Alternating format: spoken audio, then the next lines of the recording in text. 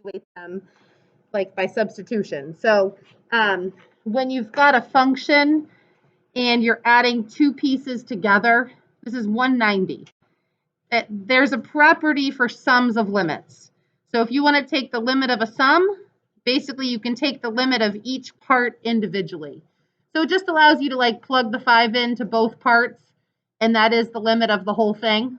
So if you wanted to, you could, go through the process and rewrite that this is really the limit of x squared plus the limit of 2x.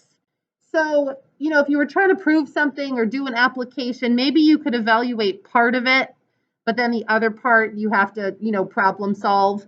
So if you were going to do more complicated work with limits, this might be an important property to you because it allows you to evaluate part that you might know and part that you might not know. But in our case, we're just going to plug the 5 in. So we'd get what? 25 plus 10. So the overall limit would be 35. Sound right? So it's kind of like a nice to know property. We're not really using it much past this. Just I wanted you to know that these properties existed. And I should ask Miss Allen if you go into properties of limits in calculus, because I don't know that answer. So same thing with the difference of limits. I mean, you could really just think of this as a function, but it would allow you to split it into two separate functions if you needed to. So you actually end up with a constant function, right? If you split this up into two different limits, the limit of 3x minus the limit of 2, now you've got a constant function. So that might be a nice to know thing if you were trying to solve some type of application with these limits. But we really could just plug the -1 in, so we know that the answer is -5 because we're taking -3 and subtracting 2, so we get -5 by substitution. Same thing with multiplying, so you could split these up into two separate limits.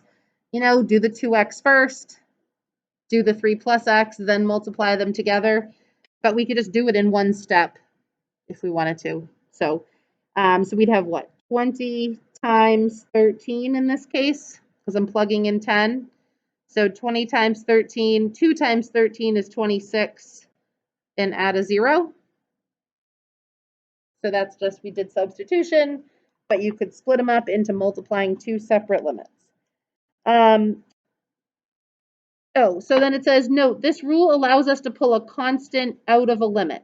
So if you had 5 times x plus 3, you'd have this limit of 5 times the limit of x plus 3. So you're pulling out that constant. Remember, for summation, it was kind of nice to be able to pull out a constant and then divide both sides to be able to evaluate things. That's kind of why it's nice to have some of these properties. So the properties themselves are really not going to be on your, test or quest on Friday, but I'll be asking you to evaluate, this type of limit. So it's nice to know, okay, I could just do this by substitution because of the properties of limits. Limit of a quotient. So if you're dividing two different limits, you can just substitute it in and do it as one limit. So it just allows you to split it up to two separate limits, kind of like we did logs, properties of logs. You could split it into two logs or combine it into one log. So this would just give you 9 over 3 minus 1 is 2. So you just end up with 4.5. So all of these we can do by substitution. They'd come in handy when substitution would fail. But in this last one, you probably wouldn't want to do cubing this first because you'd end up with 8x cubed. Then you'd have to plug in the 5. So it might take you longer. So it says the limit of a function to a power is the limit of the function raised to that power.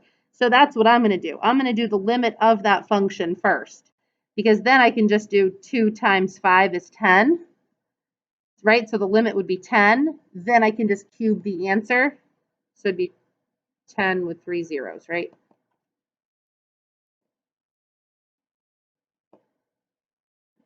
And then the last one, so this is with powers. You can kind of do the same thing with square roots.